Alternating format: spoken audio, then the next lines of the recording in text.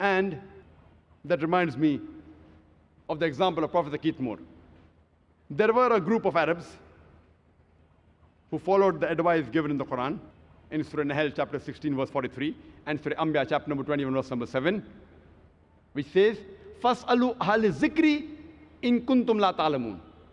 If you don't know, ask the person who possesses the knowledge. So these group of Arabs, they collected all the material in the Quran and the Hadith which speaks about embryology, and they presented it to Professor Dr. Zakir, who at that time, in the early 80s, 1980s, he was one of the persons who was the authority in the field of embryology. And he was the head of the Department of Anatomy in the University of Toronto. So they presented the translation of the various verses of the Quran to Prophet Zakir, and they asked him that what are your comments? So after going through the translation of the various verses of the Quran and the Hadith, he said that most of the information given in the Quran is in perfect conformity with modern embryology. But there are a few verses which I cannot say that they are correct. Neither can I say they are wrong because I myself do not know about it. And two such verses were the first two verses of the Quran to be revealed from Surah Iqra, Surah Alaq, chapter number 96, verse number 1 and 2, which says, "Iqra bismi rabbikal ladzi khalaq, khalaqal insana min alaq."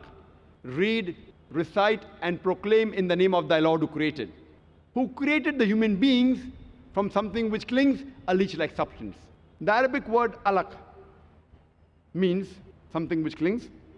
It even means a congealed clot of blood. It also means a leech-like substance. So Prophet Zakir said, I do not know whether the embryo in the initial stages looks like a leech or not.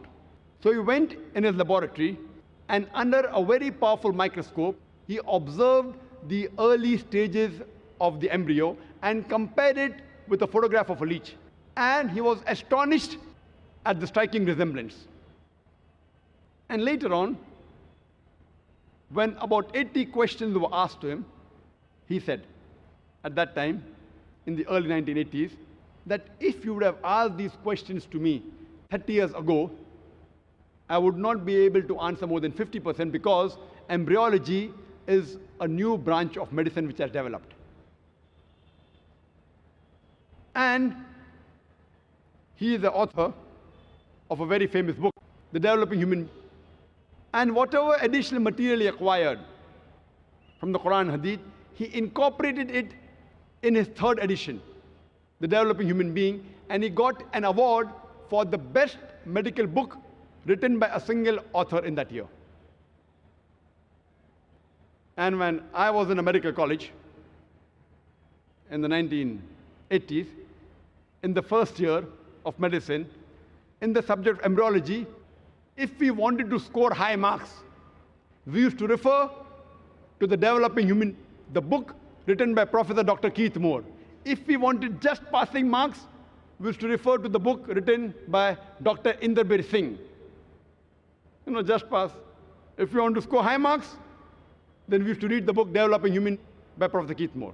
And this book, later on, was translated into several languages of the world. And Professor Zakir said, I have got no objection in agreeing that this Quran, it has to be the word of the great Almighty God. And Prophet Muhammad, peace be upon him, he has to be the messenger of this God Almighty.